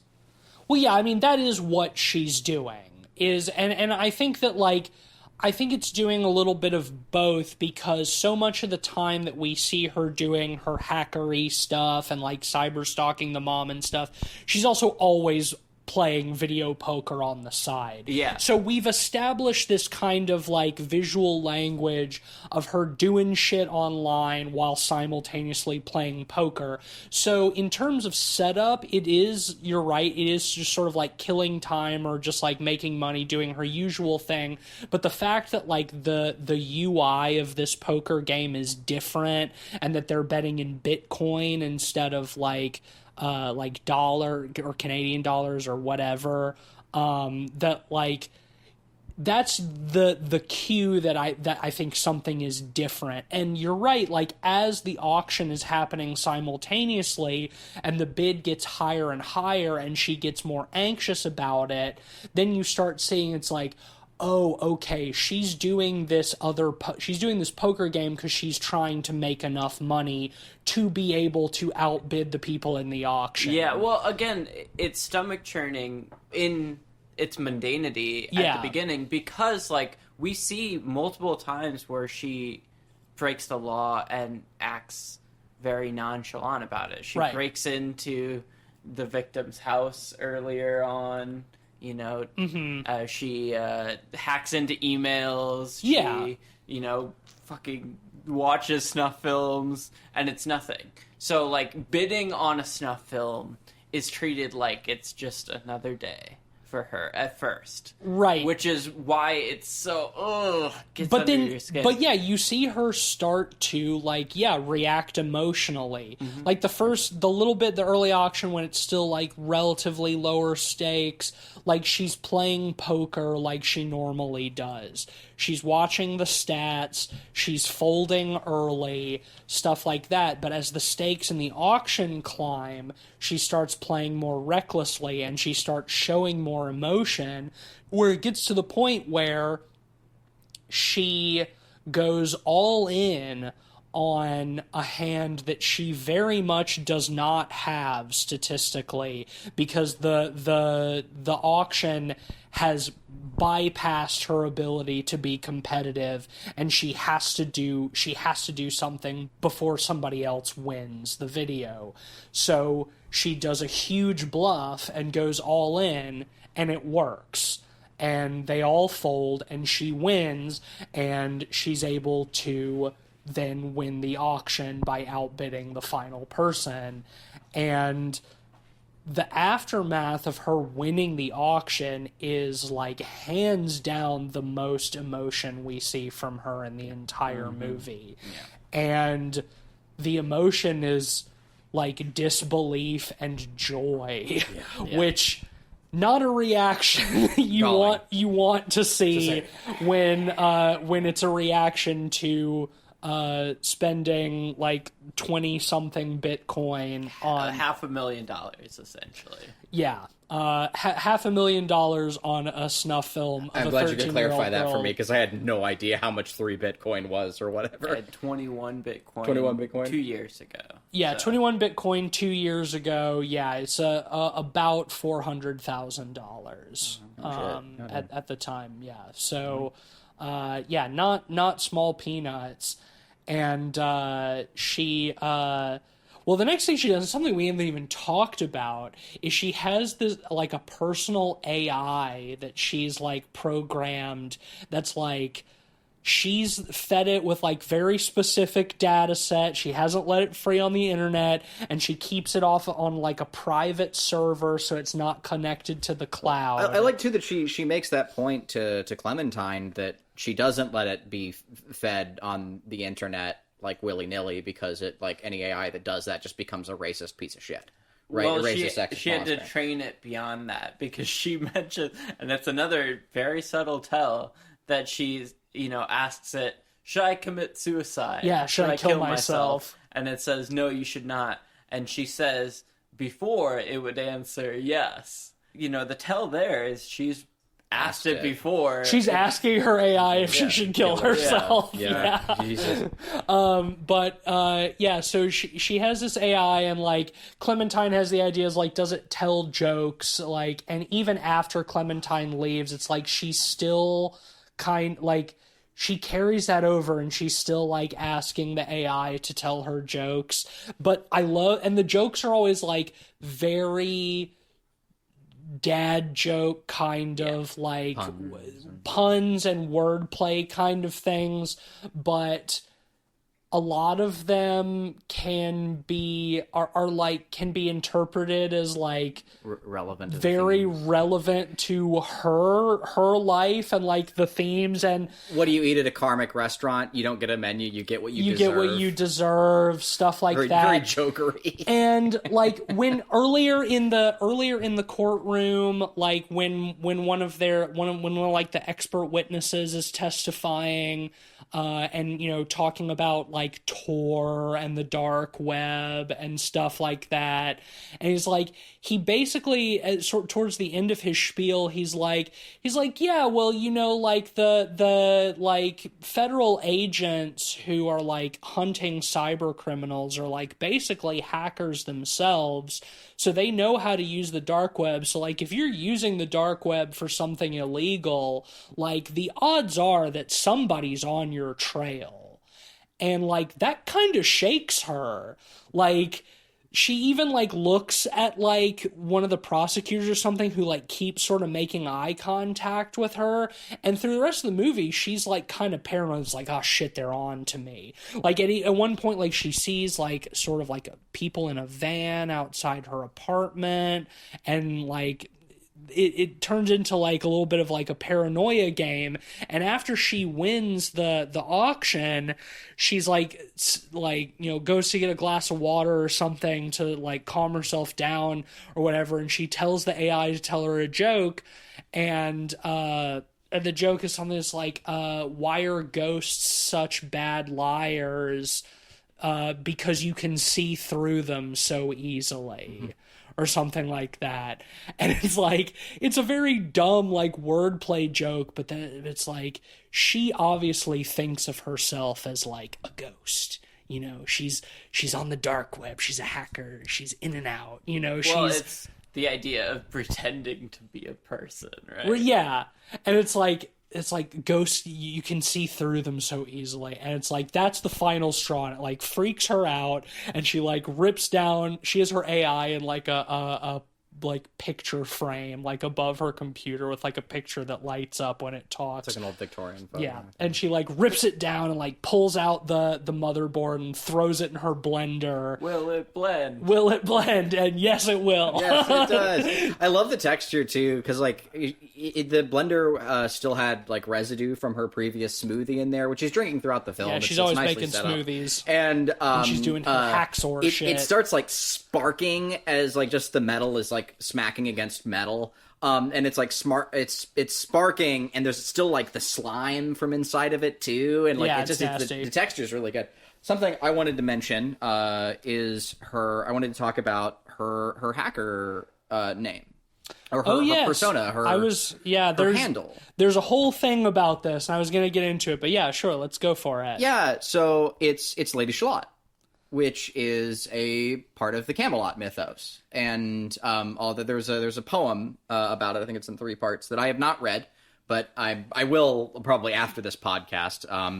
However, I am a huge fan. By Alfred Tennyson. Yes. 18th century English poet. Alfred Lord Tennyson. Interesting name. Well, he was a lord. Lord, yeah. So you put it at the end there. Interesting. Anyway, yeah, it's one of those stupid monarchy Say things. less, yeah. He's Lord Tennyson, so he's Alfred Lord Tennyson. It's fucking stupid. Monarchy is dumb. Mark's dumb.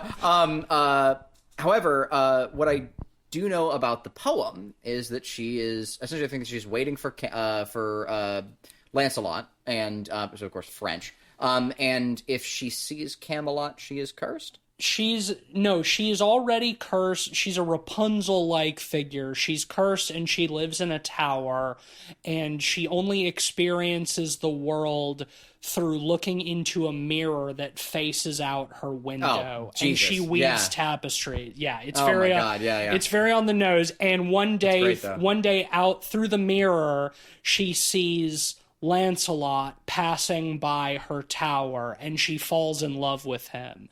But the curse is that if she leaves the tower, she will sicken and die. But because she's so in love with Lancelot, she does leave the tower, and though she's weak and sick, she puts herself into a boat to sail down river after the direction that he was going. Her desktop background is a painting. Right. Well, so I was so familiar with the Waterhouse Shalott painting, because like Waterhouse is one of my favorites. His Drownophilia painting is like so fucking good. It's a famous one, everybody knows. Yeah, but like I like that they didn't go with the Waterhouse one that everyone knows. They went with the Grimshaw painting instead, which is fucking sick. I mean, the boat has this like really cool dragon head on it, and it's a beautiful painting. And it was nice to see. I think Lady of Shalott works as a bit of a double entendre too, because Tor uses .onion domains, and Shallot is a type of onion. Oh! That's true, yeah. She's using it as a pun. Yeah. That's great. Yeah, Tor is an acronym for the onion router. Yeah. How about that? Yeah. Well, I mean, ultimately the movie is just sort of like an allegory of the Lady of Shalott story. But the whole thing is like, and this is something that I did read about that like was not immediately clear to me on my first watch. But like the whole thing is full of like Arthurian sort of symbolism. Like her AI's name is Guinevere. Yeah. Which was like Guinness. yeah, Guinevere. In Quebecois. Yeah, but Guinevere, which is King Arthur's wife, who had an affair with Lancelot, who is also the knight that the Lady of Shalott fell in love with. Yeah, well, it's all, and specifically, all the Lancelot stories are French, so this fits. living in her tower, like Kellyanne in her big apartment tower, viewing the world through a mirror that faces a window, which is her computer screens, pining after a man that pursuing is an act of self-destruction. Yeah. It's so good. It's all very on the nose, and I do think that like that last little bit of that, there was something I read in the IMDb trivia that I didn't notice the first time I watched. But after this, after she destroys her Guinevere AI and sits down to watch the tape that she's just won, and she puts on her headphones, she talks earlier to Clementine about how the only thing she really likes drinking is champagne because she doesn't like the taste of beer, but champagne has fewer calories than wine. But she's drinking champagne out of like a silver chalice. It's like the Holy Grail. And she has just won her Holy Grail in this auction, like this unseen, this rare snuff film of the murder of this 13-year-old girl. And so she's celebrating by drinking her champagne from a fucking grail as she sits down to watch it. And again, like, we don't see anything on the video. She puts her headphones on. This is the only one we don't hear anything. We hear some of the audio from the previous tapes. But she puts her headphones on, she presses play, and it's just a straight on shot of her face, and we see red, and the red, the glow just intensifies further and further and further until like it's basically just monochromatic, as you can only describe it as a look of ecstasy spreads across her face as she's watching this. Well, intense emotion flows over her for one of the few times in the movie. Yeah. And again, not the type of emotion that she should be experiencing for the media that she's consuming. And that's what makes it horrifying. Sure. It's, almost a tear forms as well. Yeah, but she smiles too. Yeah. It's like it's like a painting of religious ecstasy, and that is nightmarish. Yeah. Well, I love how that's portrayed with the kind of wash of light over her face. I think it's a great juxtaposition between that and earlier Clementine, after she's insulted by the TV show, Kellyanne pauses it. We get a long take of Clementine emotional after that. Yeah, but she's bathed sad in blue light, and seeing the juxtaposition between kind of that sadness and the ecstasy later is all the more jarring. Yeah, the blue powerful. Versus the red. Yeah, because again, they're foils of one another. And the film does have to end off with a disgusting little flourish. This is the most disturbing part of the film to me. Okay, I mean, yeah, it is certainly disturbing. I again, like, for me, it just feels like a nasty little, like, sign off but maybe just because I'm so fucking emotionally exhausted at this point, but each of these three sequences depict a very different kind of horror.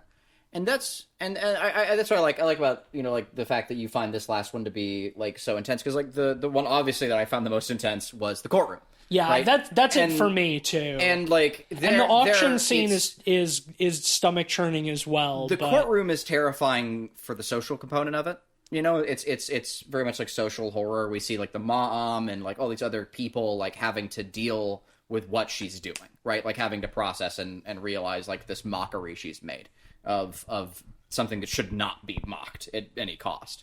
And Let's also casting aside any last bits of benefit of the doubt that you can have for Kellyanne vestige, as like yeah, a protagonist. It's like that's the courtroom scene is the moment where it's like you can no longer think that there's any like true and just motivation behind what she's doing. That she's not trying to solve this crime to put him away or whatever. It's like just it's the reveal that he is the nail in the coffin, that he is the killer, but also that she is just as evil as he is. And that's like that's the big gut punch there. But yeah, this final little scene is really nasty as well. Well, it's an invasion, really. Like it literally after you know she watches the tape and kind of has her post nut moment, so to speak. Jesus. She goes and breaks into the house of the girl and dressed up again. She puts the costume back on with the costume, and she goes into the room of the girl. And she sits on her bed and takes a selfie, emulating the courtroom in the photo. same pose of the last photo of the girl taken alive that we keep seeing throughout the film, like before she was kidnapped. Almost as a personal memento. Yeah, as like a trophy, as like a final trophy. But then the detail that sort of like continues to confound the whole thing is before she leaves, she takes her flash drive with the video on it and she leaves it on the bedside table next to the sleeping mother. What I love is how that scene is set up too, because she takes the photograph, she does the little peace sign, which is harmless honestly peace sign made so profane. Stuck with me the most out of this movie is that image of her in the bedroom doing the peace sign with the flash on in this dark. Truly bedroom. Truly a parasite. This disgusting. This creature feeding on their trauma. Footnote on that. But then she leaves the room and she very carefully makes sure that there's no imprint on the bed. So again, she's so Patrick Bateman-y, like you were saying, like she's so calculated. She's a psychopath. In complete silence and market darkness, we're brought to the room where the mother is sleeping. And in dead silence, the door opens and she walks in as a phantom. And it's chilling because we don't know what she's going to do. We assume, she's finally going to partake. That's what my thought was. Is she's just going to partake in the evil now. She's going to kill the mom or something. Yeah, she was just getting a trophy to do that or whatever. But no, that would be too crass for this movie. I'm so glad they didn't do that. That'd be too crass for this movie. She just leaves the hard drive there and walks out, which is simultaneously. Like, it is the final piece of the puzzle that ends up convicting Ludovic, because something in that video, we don't know what, but something, like, gives, like, full proof that it is him. Like, maybe he takes off his mask or something. So it's like, it does seal his fate, but also it is a profound act of violence against the mother. Well, leaving her the video of her daughter's murder. An incredibly cruel act and an act of penance, almost.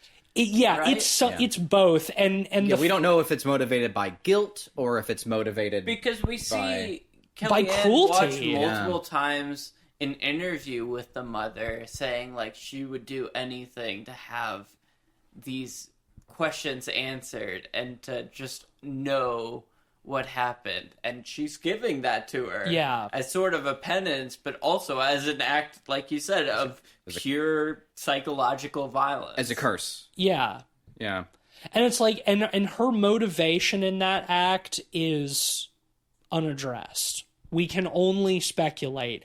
And I think that you're absolutely right that it serves as both, because like she is paranoid, she is scared of getting caught, like she wipes her hard drive after this, you know, like in a sense she's by giving this away, she's disposing of the evidence, you know, she has consumed it once. She has partaken of her communion, and she's getting rid of it to cover her ass.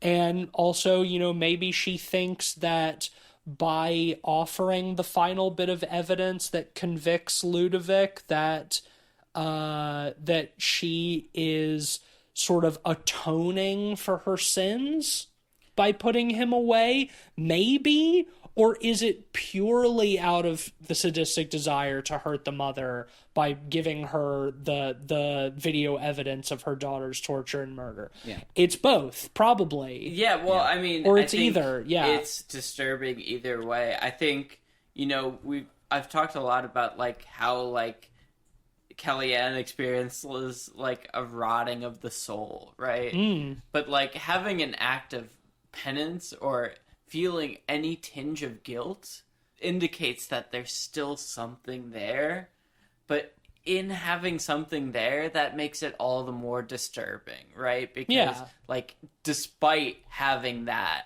she continues and does what she does. It's the complexity of evil. Like evil doesn't exist without some human component, and like that's what makes it scary. And the fact that like it's like her act can be viewed as a sign of guilt, but the film never does anything. We never see anything on her face that looks like guilt. She never behaves guiltily. It's just like, yeah, she leaves this flash drive with the video behind, and what are her motivations behind that? I don't know. And I think that the fact that we don't really know, and that it does serve multiple purposes, and that it does simultaneously serve the purposes of justice and violence, is like, yeah, that's pretty scary. It's honestly the perfect way to end the film. Yes. It has a kind of bittersweetness.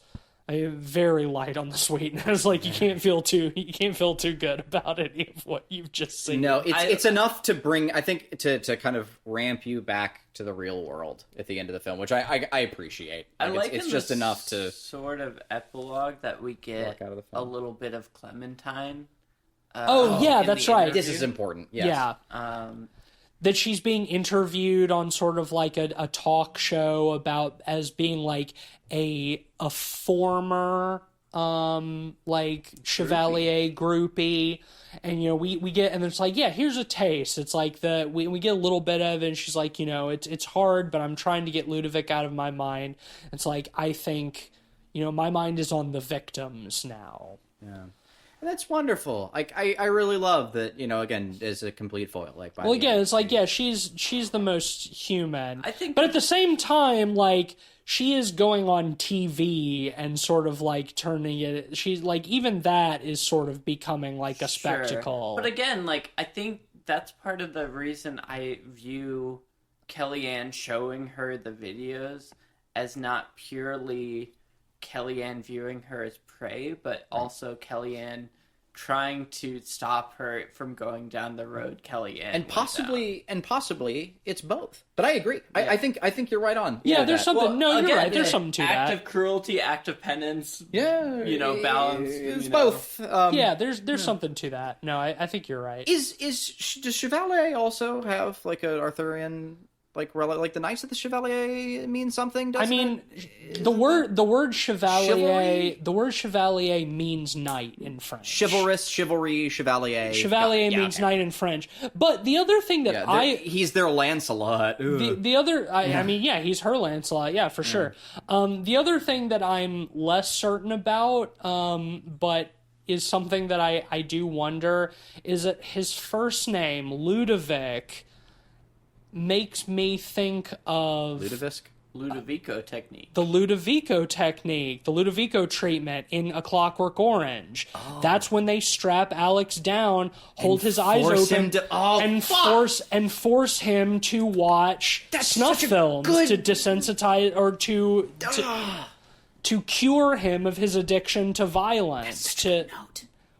Again, is this intentional? I don't know, Yeah, but I do think about it. Because it's so... I just draw that connection. It's so poignant. It's so because true. sort of so many of the themes, the Clockwork Orange are the same. Because like literally, if you think about it, Kellyanne performs the Ludovico technique on Clementine to cure her of her obsession with Chevalier. She through force feeding her violence, pure undistilled violence, she creates an aversion to it. Yep. She does the Ludovico technique on Clementine. So again, is this intentional? Is this coincidence? I don't know, but I do think if it's coincidence, it sure is a fun one. Yep. Is it Like malevolent? Is it good poetry, for it rhymes. Like poetry, it rhymes. And if it's intentional, it's clever. So before we wrap, I have one last comparison that leads into a broader point, and then I think I'm done. And that is Nightcrawler as well, because Jake Gyllenhaal's character in Nightcrawler is also so compelled towards violence and witnessing and seeing these events and the wretched industry around these around these horrors that is built up. So funny that Cleve wasn't here for last week's episode. We were talking about Yeah. Nightcrawler. Oh, too. were you? I disappeared completely. And that's my comparison. Unfortunately, like we'll stop there anyway. But that brings me to the broader point, which is there's I've been thinking about this a lot lately, and there's a whole genre of these like incel films, right? Your Drives, your Falling Downs, your Jokers, your Taxi Drivers, etc. Of these figures that are possibly that can often be read or even often misread as sympathetic, but really they're skeezy, miserable people, right? Again, I think Taxi Driver is the best example, but the Joker is probably the most relevant and recent one, right? It's these incel characters that are made to be very clearly pathetic, but people still find a relevance to and a relation with. I think this is a femcel movie. I think that this is very much in the same canon and fits alongside your Taxi Drivers and the rest as well. Yeah, and bro, I say, Kelly, where are the rest of the let's get some more femcel movies. If Kellyanne just like- got some dick, that would fix her, right?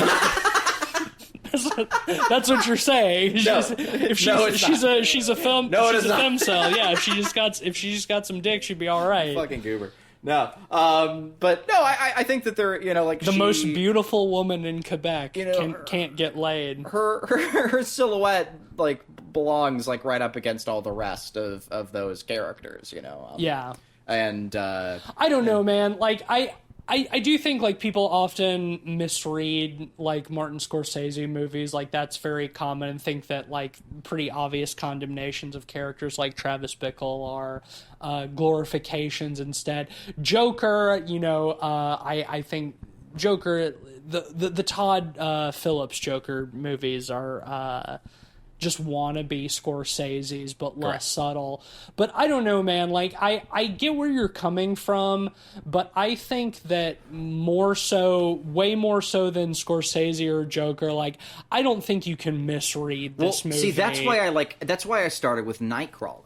Because Gyllenhaal's character in Nightcrawler is so loudly unsympathetic. Yeah. It is so, Also it's so, a sociopath. Yeah, and so like and so abundantly non-charismatic too. Like he's not a likable guy. He's very socially awkward. And that's why I started with that, because I think that's why Nightcrawler is probably the best. Yeah, movie. that's But a better but Nightcrawler comparison. still fits in with that. Like I think that genre. Yeah, I think so too, but I mean... Those Joker movies. Yeah, maybe. But I mean, I do think Nightcrawler's a good comparison to this, because Nightcrawler also has the sort of like naive and foolish but relatable and human foil character in Riz Ahmed's character. Not too far So, from Clementine. Yeah, there's definitely comparisons there. Yeah, I don't know. I think if anybody watches this movie and sympathizes with Kellyanne, Whoa! you need to check yourself into an institution immediately. Not to sound too much like the more Catholic than the Pope guy. Yeah, but he's right about that. He's a little right.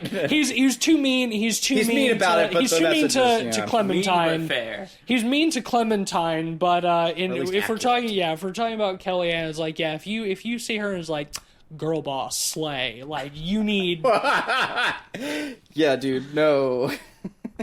Well, We're doing Nuremberg on your ass. let's go ahead and rate. No, I think it's time. ready, yeah. This was your pick, so you do the honors. Well, I think we know where this is going. I mean, shit, man. Like, I picked this because it's in my top 5, and I didn't want to go into the, end of the year episode without covering this. So And thank you for picking this it. is an easy 5 out of 5 for me. I think it's an incredible film and easily the most disturbing film of the year. Yeah, likewise. That was why I was saying, like, if you hadn't have picked it, I was going to for the same reason. This will be appearing in my top 5 at the end of the year, and we need to talk about it. Easy 5 out of 5 for me as well. I often say that I'm when I watch a movie so fresh and rate it, I come in really hot off of it, but I think I'm coming in real damn cold off of this one. And I started this episode by saying I was a little like a little frowny over the fact that I didn't have a chance to think on it, which is rare for me. Like normally, like we've come in hot over academic films often and like had a really good discussion, but this one is just, it's so much that I really felt like I would have needed the time to process. But coming up at the end of the podcast, I feel the opposite. I'm really glad I was able to talk it out with my boys, and develop a more clear and concise perspective over this, and not sleep on this film without that thought. Not when You're gonna have Well, yeah. trouble with that anyway. I will, but it'll go be a sleep lot on it easier. now. I think I'll sleep a lot better tonight, like, having like a much better perception and clearer process over this film. 5 out of 5.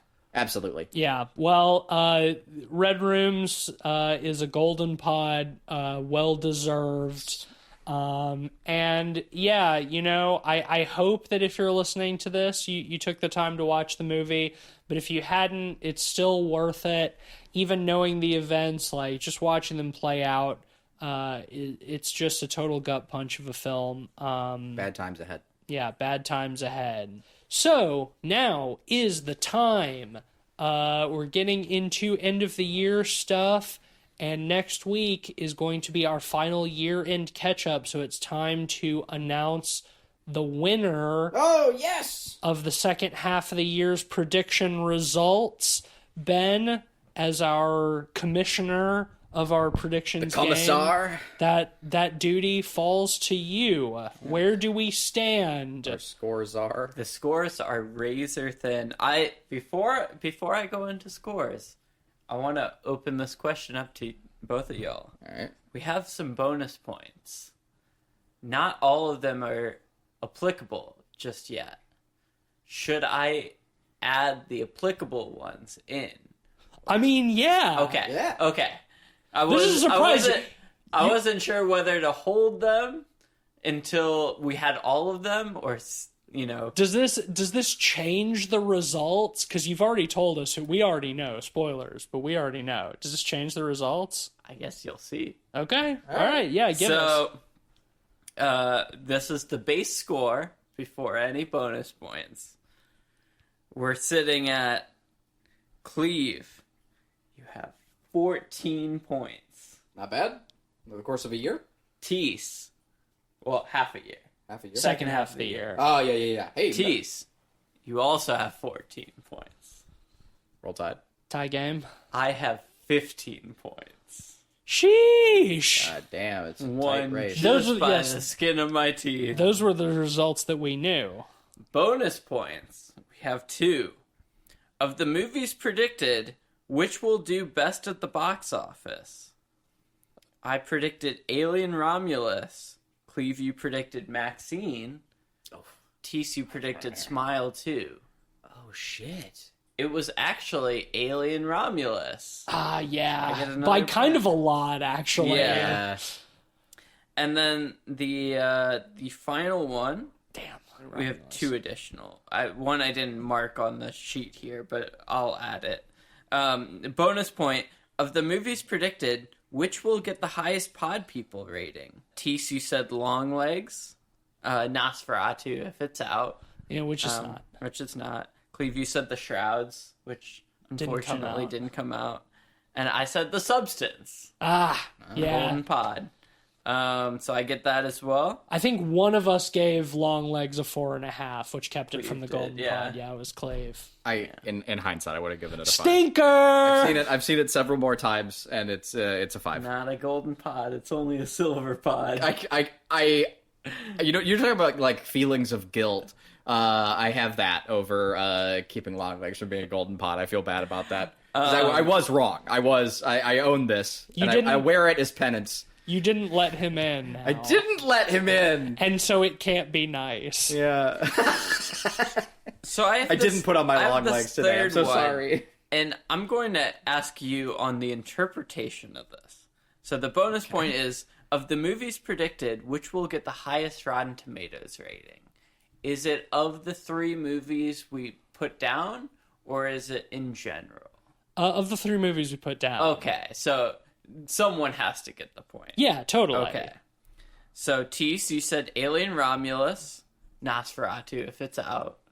Cleve, you said Nosferatu, and then in parentheses you said Shrouds, if not, I'm not allowed. Damn it. And I said The Substance. So The Substance, I get that as yeah. well. So I get all 3 bonus points. Well, look at you. Just Wow. elevating my You lead. little shit. Push You're like, ooh, yeah, do you want to it. count these points or not? All 3 of them go to me. Whoa, yeah, fuck off. Little fucking. All right, well. Well, no, congratulations. Congratulations. Yes. Congratulations. Heavy Hail, is the crowd. hail the conquering hero. So for next week's episode, we're doing our end of the year catch up, Yes. curated by Ben. Ben, what movies are we watching? So, as I mentioned in last episode, 3 of my 5 in my top 5 right now are stuff we haven't covered. Now we've covered one of them with Red Rooms. I don't think we need to cover all of them, so I'm going to pick one of them, and then one of them that's outside that I think is worthy of talking about. The one in my top 5 I want to cover is Mads, which is a French horror movie. Got a Shudder distribution recently. I have seen this one. Very interesting, formally very technically impressive. I'll leave it at that. And the other one is also kind of a formally impressive movie called In a Violent Nature. Yeah! came out I'm meaning to early watch this this one. I have year. several friends Yeah, who have been same. hounding me to see it. Very strange, abstract, minimal sort of ode to slasher movies of the 80s. I think these will make a nice pairing. I agree. I've seen Mads. I haven't seen In a Violent Nature, but what I know of In a Violent Nature, I think it'll pair nicely I with think Mads. they're both perfect to talk about for half of an episode. Yeah, I agree with that. So good picks, and yeah, if you're excited to hear us talk about those, don't miss next week's episode. Until then, we've gone very long on this one. If you like the show, leave us a 5-star rating, like we gave Red Rooms. Leave us a review, follow, subscribe, all that good shit. You can head over to patreon.com/podpeoplepod, throw us a few bucks, get early episode access, get into our Discord, all that good fun stuff.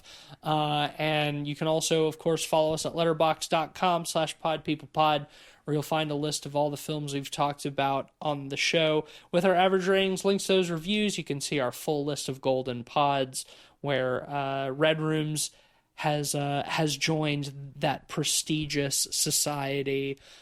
You know, for my recommendation this week, I'm just going to recommend a movie that you mentioned in comparison to this film early on. We just saw Juror Number 2 recently, the new Clint Eastwood film. Very, very different from this movie, but a good sort of 12 Angry Men style, like courtroom, a little bit more simplistic than that, but courtroom morality play. Very Clint Eastwood, lots of good performances. There are some fun similarities. You know, it's the themes of guilt circling a courtroom where someone else in the courtroom did it. Yeah, sure. But yeah, I mean, hopefully it'll be on Max soon. It got a very limited theatrical release. We were lucky enough to see it in theaters. Yeah, by the time this comes out, there's no way it'll still be in theaters, but maybe it'll be on Max. So if you have a chance, check it out. It's Wouldn't worthwhile. be surprising if it got sort of an Oscar push. It Yeah, feels, maybe. like, worthy of it. At Sure does. least. You know, I have a rare triple recommendation. Ooh. I'm going to be super brief because they're all related to the movie we covered. I was thinking about stuff, you know, kind of adjacent. First one is a book called American Kingpin. It's a nonfiction story all about Ross Ultrecht, who created the Silk Road, which is a dark website for selling drugs, and how the government caught him, essentially. Relevant. Really interesting, cool book.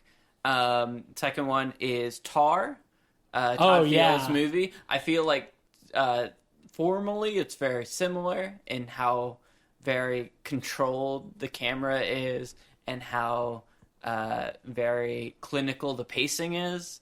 Both are excellent movies. Yeah, great movie. And the final one is No Love Deep Web by Death. Yeah, boy! You know, very dark web, deep web themed. Fun album. Come up and get my ass. Mine is not surreal this time; it's literal, and it is, but it is also still relevant. It is also a piece of media that is commentary on true crime. But the tone could not be any more different. It's Only Murders in the Building. Oh. Which I've been watching a lot of lately. I haven't finished season 4, but I've been enjoying it very much. I started watching it because I was sick. I had a cold, and I didn't want to think very hard, so it seemed like kind of a nice piece of media material. And fell in love with it. I've been greatly enjoying it. And, you know, it starts out as just sort of a goofy commentary while also getting to kind of be a true crime series. But the cast it's starring Steve Martin, Martin Short, and Selena Gomez. And one of these things is not like the other. Yeah, well, and she's sort of like a fish out of water between them. She's the young one against like these two old guys who don't know what Instagram is. And the writing feels actually pretty authentic to that, and it's pretty charming, and you do kind of feel like you're hanging out with your dad.